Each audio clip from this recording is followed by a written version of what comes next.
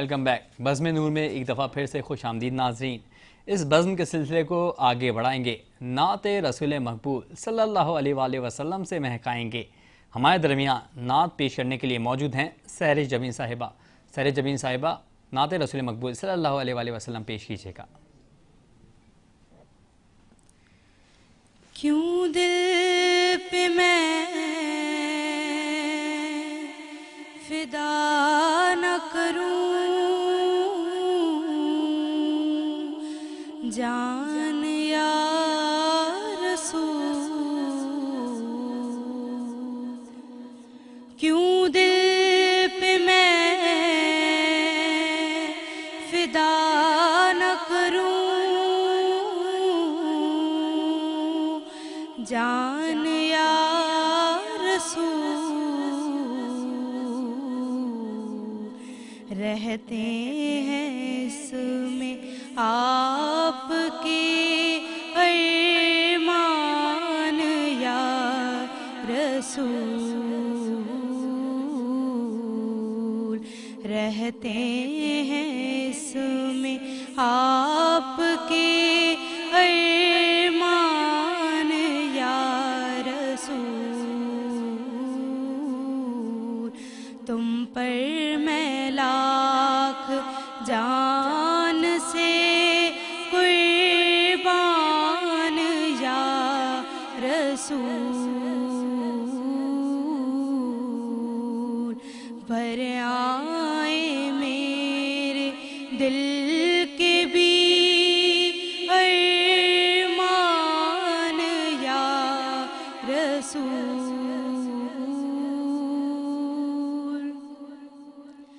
اس شوق میں کہ آپ کے دامن سے جا ملے، اس شوق میں کہ آپ کے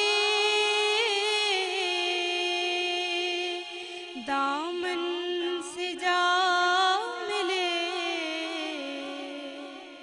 میں جاگ کر رہا ہوں گریبان یا رسول،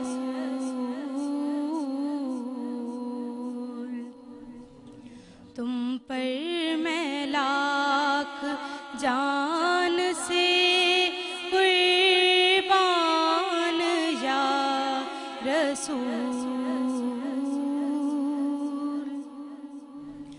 دنیا سے اور کچھ نہیں مطلوب ہے مجھے، دنیا سے اور کچھ نہیں مطلوب ہے مجھے،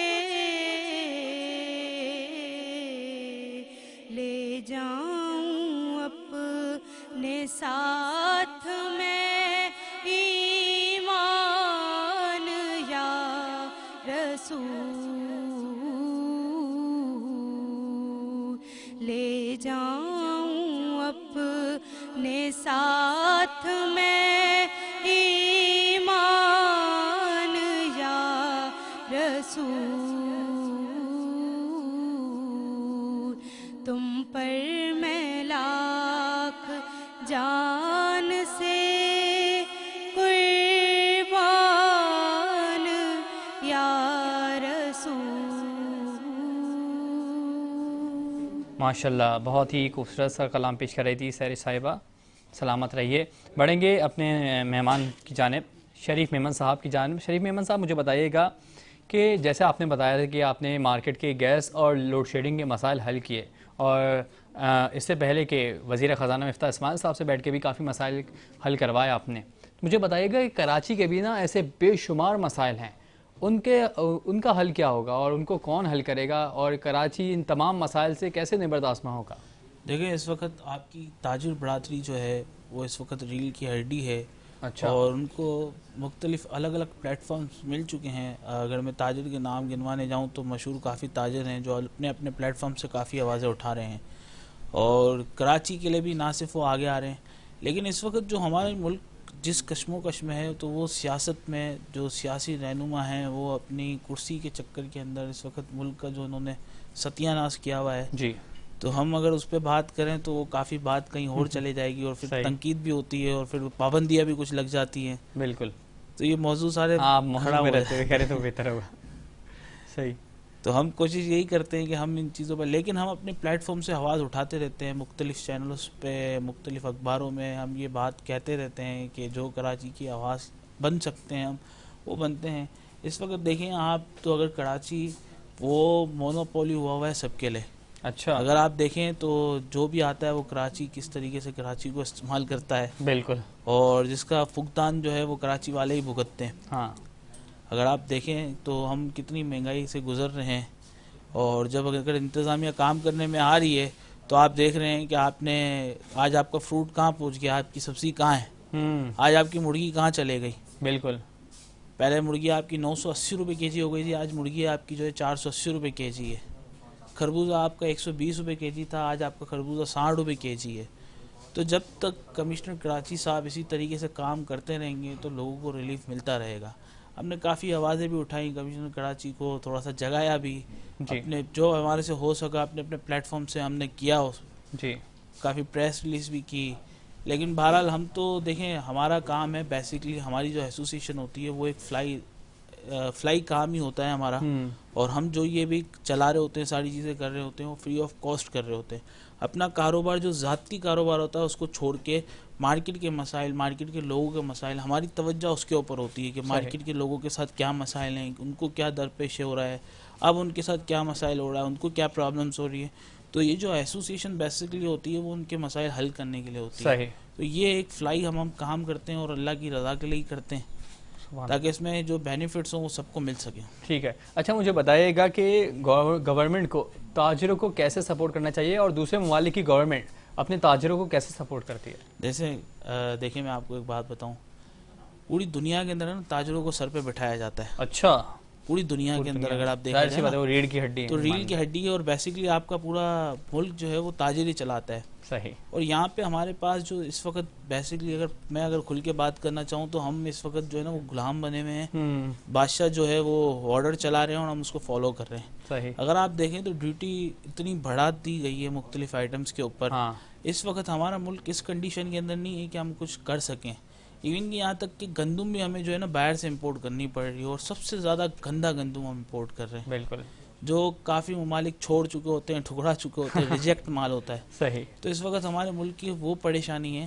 ہم اس وقت اگر حکومت چاہے تو لوگوں کو سپورٹ کر سکتی ہے, بیٹھ کے اسٹیک ہولڈر سے بات کر سکتی ہے, لیکن یہ بات کرنے نہیں آئے, یہ اپنے فیصلے تھوپنے آئے. اور جو یہ فیصلے تھوپتا ہے تو ملک کا ستیہ ناش ہی ہو رہا ہے. اس وقت آپ بھی دیکھ سکتے ہیں, اور اس کے سائیڈ ایفیکٹس یہ کہ آپ بھی پریشان ہیں اور ہم بھی پریشان ہیں. تو یہ عوام کے اوپر ہی سارا بوجھ گرا ہوا ہے. اگر آپ دیکھیں میں نے آپ کو بھی تھوڑی دیر پہلے بتایا کہ 100 روپے کی چیز 190 روپے کی ہو گئی ہے کیلکولیشن کے اندر. بالکل.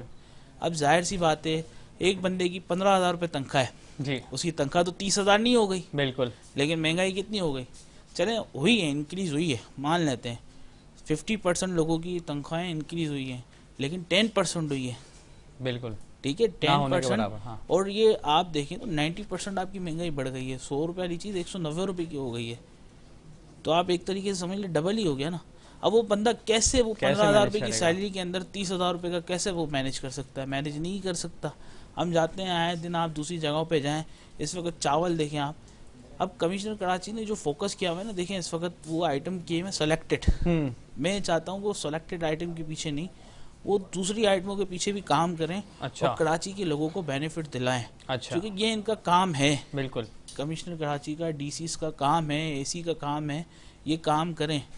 72 اسسٹنٹ کمشنر کے باوجود بھی کراچی اس وقت جو مہنگائی کے اندر اور پریشانی کے اندر ہے, اس کا عالم آپ دیکھ سکتے ہیں. بالکل. اچھا شریف میمن صاحب, ایک زمانے میں کراچی کو بزنس, کچھ ہی پرانے سالوں کی بات ہے, زیادہ پرانی بات نہیں ہے, کراچی کو بزنس ہب کہا جاتا تھا. لیکن اب کراچی کے بزنس مین اپنی انویسٹمنٹ باہر کر رہے ہیں, اس کی کیا وجہ ہے؟ دیکھیں میں آپ کو ساری چیزیں بتا چکا ہوں کہ اس وقت جو کراچی کی صورتحال ہے، امپورٹ بند کر دی ہے، مینوفیکچرنگ کرنے کے لیے ہمارے پاس راستہ نہیں ہے. ٹھیک ہے، اگر ہم کوئی بھی چیز مینوفیکچرنگ پروڈیوس کی طرف جاتے ہیں تو ظاہر سی بات ہے اس کے پارٹس بھی ہمیں امپورٹ کرنے پڑیں گے. اور اس وقت ظاہر سی بات ہے جب ہمیں ہر چیز یہاں پہ سہولتیں نہیں مل رہی تو تاجر برادری کیا کرے گی؟ وہ باہر جا کے کام کرے گی. اپنا کہاں لوگ اپنے فیوچر کے لیے کیا کریں گے؟ باہر جائیں گے. تو ظاہر سی بات ہے جب وہ باہر جاتے ہیں تو اپنی فیملیز کو بھی باہر بلا لیتے ہیں، پھر اپنے آنے والے بچوں کو بھی وہ باہر کی طرف لے کے جاتے ہیں.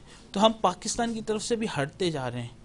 دیکھیں جس کے پاس اللہ پاک نے دیا ہے وہ تو بندہ باہر جا رہا ہے، جس کو اللہ نے نہیں دیا وہ کیا کر رہا ہے؟ بالکل. اس وقت عوام کتنی پریشان ہے. اور دیکھیں میں آپ کو ایک بات بتاؤں، اس وقت ملک کو جو چلا بھی رہا ہے نا وہ تاجر ہی چلا رہا ہے. ٹھیک ہے، اگر وہ 2 پیسے کماتا ہے تو اللہ کی راہ میں بھی 2 پیسے دیتا ہے، فلائی ادارے بھی چلاتا ہے، مختلف چیزیں بھی کرتا رہتا ہے، ایکٹیویٹی کرتا رہتا ہے. جب آپ کی ملک کی ریل کی ہڈی آپ کے پاس نہیں رہے گی تو آپ کا ملک کیسے چلے گا؟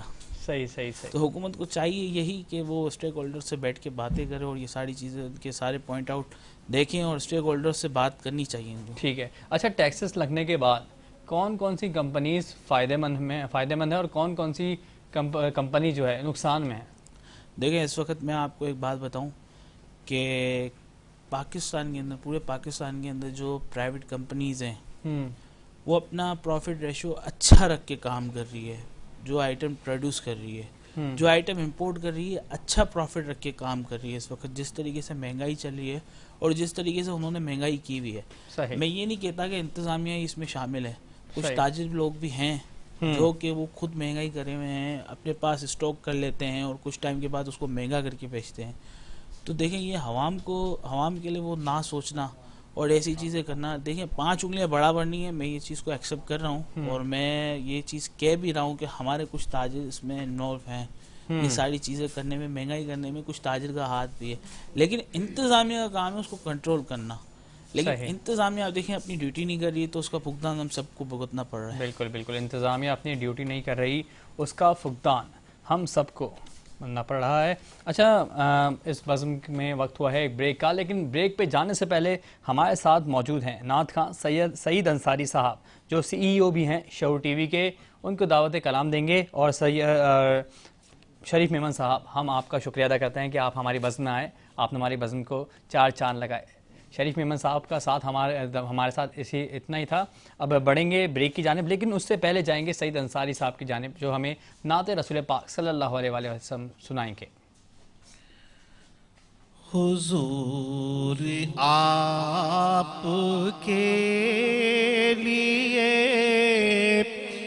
سلام ہے، سلام ہے. حضور آپ کے لیے سلام ہے، سلام ہے. یہ کائنات آپ کی غلام ہے، غلام ہے. یہ کائنات آپ کی غلام ہے، غلام ہے. میں کیا بتاؤں عظمتیں میرے نبی کی دوستو، بلند سے بلند تر مقام ہے، مقام ہے. بلند سے بلند تر مقام ہے، مقام ہے. دیا ہے جو رسول نے ہمیں طریق زندگی، دیا ہے جو رسول نے ہمیں طریق زندگی.